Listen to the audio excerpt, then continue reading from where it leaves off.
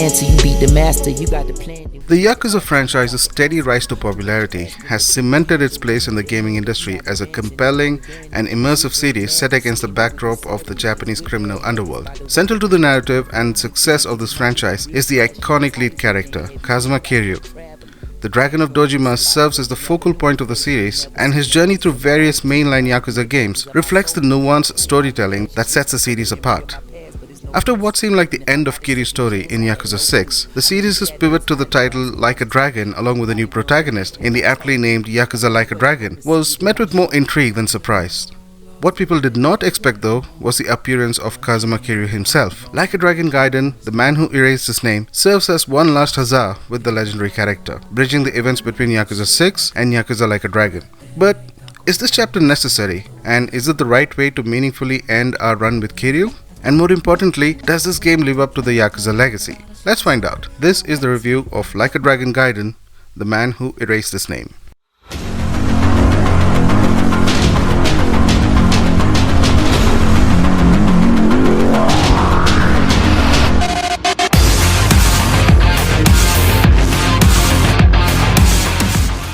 Since we will be talking a lot about two games with similar names, for the purpose of context and keeping things simple, I will henceforth refer Like a Dragon Gaiden, the man who erased his name, simply as Gaiden, and refer to the 2020 game starring Ichiban Kasuga as Like a Dragon. So now that that's out of the way, let's get on with the review. Right off the bat, Gaiden wastes no time in establishing the premise and makes the timeline clear by weaving the narrative in parallel with the events of Yakuza Like the Dragon. Here, we meet Kazuma Kiryu, now adopting the alias Joryu, living a life detached from his former antics under the influence of the Daidoji faction. Despite relinquishing his former life, Kiryu retains his intrinsic nature, a gangster with a heart of gold. He effortlessly alternates between pasting a signboard on a thug's back and retrieving a lost football for a child, showcasing the duality that defines him. The plot takes a turn for the worst when Kiryu's past catches up with him in the form of a desperate Yakuza faction seeking the aid of the legendary Dragon of Dojima. Although Kiryu, now operating as Joryu, strives to maintain his identity for the sake of those close to him, his sense of morality and humanity inevitably tangle him with the Omi alliance, the very past he attempted to leave behind. The narrative unfolds in classic Yakuza fashion, featuring interesting and eccentric characters, plot twists, dramatic monologues, and heart-wrenching moments. These are complemented by side quests that range from the absurd to thought-provoking to downright hilarious, adding depth to the overall experience. All of it wraps up in a conclusion that is truly a boys don't cry moment, encapsulating the essence of what makes Kiryu the legendary character he is. As a fan of the series, I can say that Gaiden convincingly justifies its existence just for this alone. Like a Dragon Gaiden returns to the beat-em-up gameplay style which is synonymous with Kiryu's character. This time around, working with the Daidoji has had Kiryu learn a new fighting style.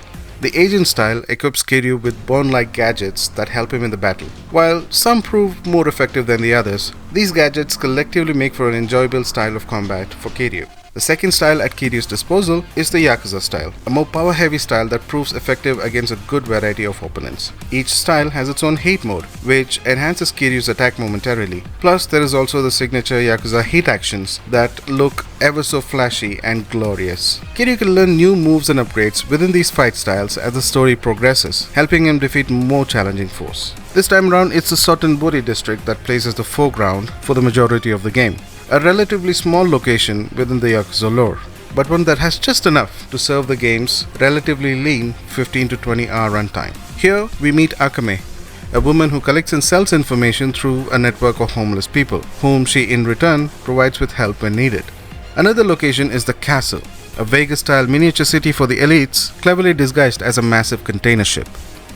Both locations are integral to the plot and serve as a home for various activities, subplots, and side missions. The game establishes a gameplay loop between these two locations, with Akame's side missions and main missions peppered throughout. The side missions, like most Yakuza games, come in many flavors. One of them started as an innocent mission to help a streamer, which later turned into something dark and sinister, while another one saw a hapless young man relying on AI chatbots to confess his love to the girl he likes. Then there was this other mission where an old lady mistakes Kiryu for her lover from a long time ago, which was just hilarious. Completing these missions enhances your relationship status with Akame, while also helping you unlock new items and skills. Side activities, true to the Yakuza tradition, carry a lot of depth too. Arcades have fully functioning classic Sega games. Games like snooker, pocket circuit and darts have enough nuances to warrant sinking hours just on those activities. Then there are the Coliseum matches in the castle that lets you recruit fighters from all walks of life, train them and fight alongside them on team brawls. The one-on-one brawls in the Coliseum is home to some truly colorful characters who can be formidable opponents if not prepared well. All of these elements make for a gameplay loop that does not get in the way of the story too much and gives the agency to the player on how quickly or slowly they want to take it all in. That said, in order to make the most of the game, I'd recommend taking it slow. I spent time customizing Kiryu and was rewarded with this.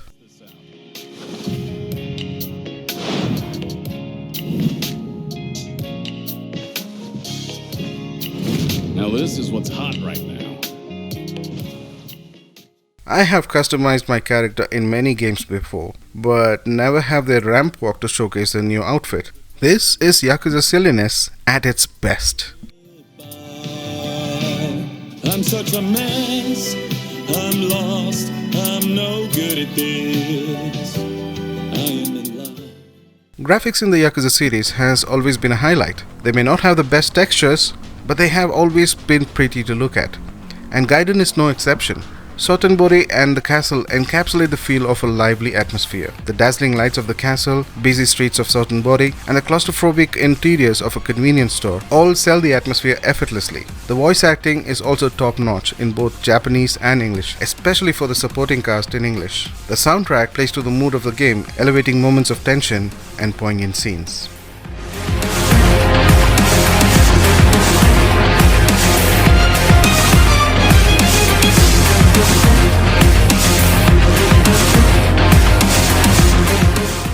Kazuma Kiryu is set to make another appearance in the next game in the series, Like a Dragon Infinite Wealth.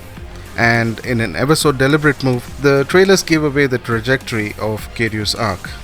As someone who's been with him for most of his journey, the prospect of witnessing the next chapter is bound to be an emotionally challenging experience. Like a Dragon Gaiden, the man who erased his name set out to do a few specific things and succeeds in them massively. The game not only explains Kiryu's presence in Yakuza Like a Dragon, but also tells a poignant story in the process. It gives Kiryu one last moment in the spotlight before the mantle is passed to the equally lovable Ichiban Kasuga. For someone new to the series, this game is nowhere near a starting point, but it can still be a great standalone experience. However, if you've been following Kazuma Kiryu through all the Yakuza games, or even just some of them, then Gaiden is a no-brainer. 拍手をいただけますでしょうか。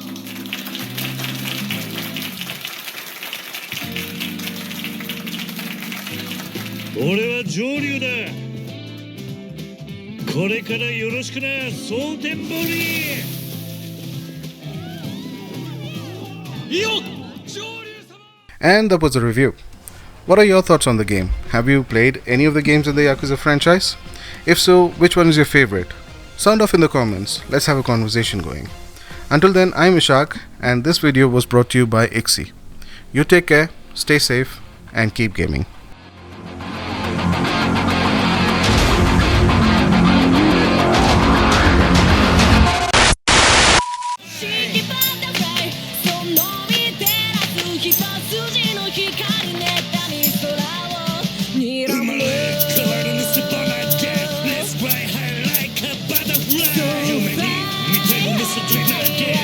Play